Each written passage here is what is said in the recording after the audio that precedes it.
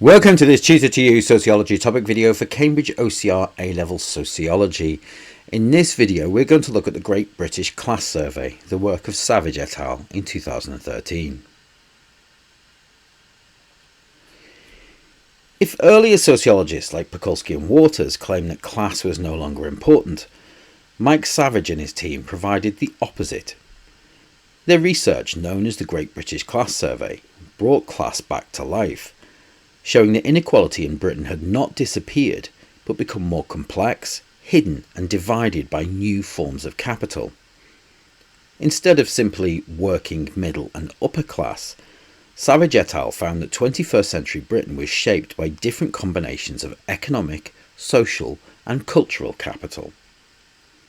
The study was carried out in the early 2010s, when Britain was recovering from the 2008 financial crisis and inequality was growing. Traditional ideas about class no longer seemed to match people's experiences, as jobs, lifestyles and identities had become more diverse. The BBC teamed up with sociologists from the London School of Economics and the University of Manchester to launch the Great British Class Survey, one of the biggest sociological studies ever conducted in the UK. Their aim was to update class theory for a post-industrial, globalised society.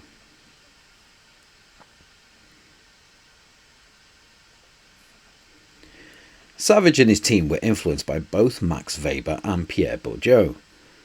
Weber argued that class, status and party all affect people's life chances, not just their job or income, and Bourdieu built on this idea by identifying three types of capital. Economic capital, the wealth, income and property that individuals have.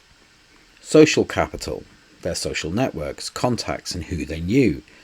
And cultural capital, the knowledge, taste and cultural habits, such as the arts or education that individuals have.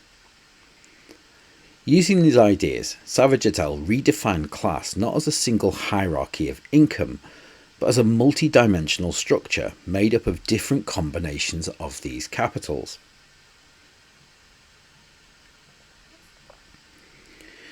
Their research used a mixed methods design, combining both quantitative and qualitative data.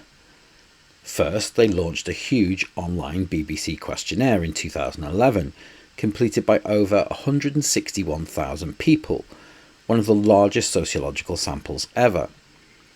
It asked about participants' jobs, income, friendship networks and leisure activities, for example what kind of music they liked or whether they visited museums.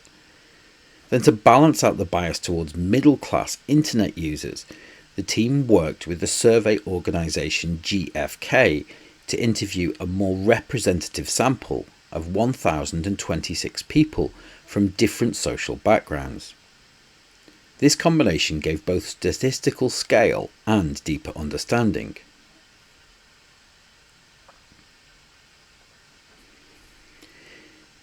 The key finding was that the old three-class model no longer explained modern inequality. Instead, Savage et al. Identified 7 new social classes in Britain, based upon patterns of economic, social and cultural capital. In the face-to-face surveys, the top 6%, very wealthy with high levels of all capitals, were seen as being the elite. The second layer was the established middle class, which made up 25% of those interviewed. These were comfortable professionals with strong cultural and social networks. A further 6% made up the technical middle class, well-paid but socially isolated professionals, high in economic but low in social and cultural capital. The fourth strata were new affluent workers, which made up 15% of respondents. These were young, sociable and culturally engaged, though not economically rich. A fifth strata was the traditional working class. They were older, stable, but modest in income and social networks. The sixth strata was emergent service workers, young, urban and culturally active individuals, but often in low-paid and insecure employment. And finally, at the bottom was the precariat, the poorest group, with low income, few social connections and little cultural capital. This new model showed that class hasn't disappeared, it has simply become more fragmented. The divisions are not only about money, but also about who you know and what you do. The data revealed a massive gap between the elite and the precariat. The elite had an average household wealth of around 1.2 million, while the precariat struggled with insecure jobs and little influence. Far from being classless, Britain remained deeply divided. Savage et al. Also showed that social and cultural capital, things like friendships, confidence and lifestyle, played a growing role in maintaining inequality. The middle classes used their cultural tastes and networks to mark out their social position, which echoed Bourdieu's ideas first outlined in his work Distinction. For example, people from the middle and upper classes tended to go to art galleries, attend theatre and have broad professional networks. In contrast, working class people have local family-based connections and fewer opportunities to access elite social circles. This means that class boundaries still exist, but they're expressed through culture and connection, rather than simply occupation. As Savage explained, the traditional class boundaries have blurred, but the new lines of division are sharper than ever. In other words, modern Britain may look more individualistic, but underlying inequalities are just as strong. They've simply changed form. Strengths of the study include its innovative use of big data, its massive scale, and its creative application of Bourdieu's capitals to modern life. It gave sociology a new, relevant way of understanding class.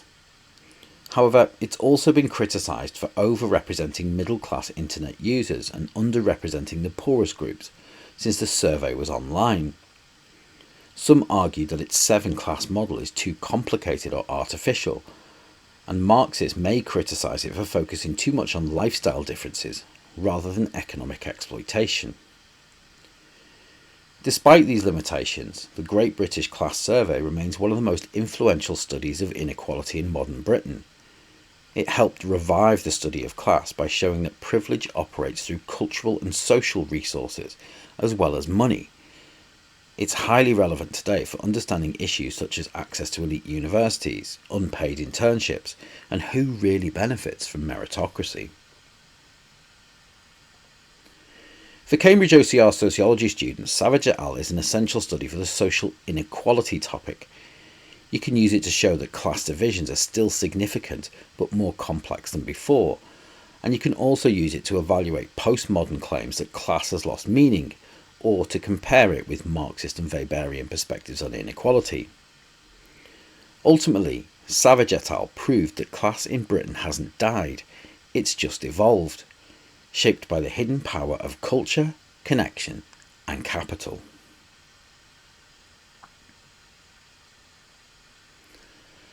That concludes this Tutor2U Sociology topic video for Cambridge OCR A-Level Sociology. In this video we looked at the Great British Class Survey, the work of Savage et al. In 2013. Thanks for watching.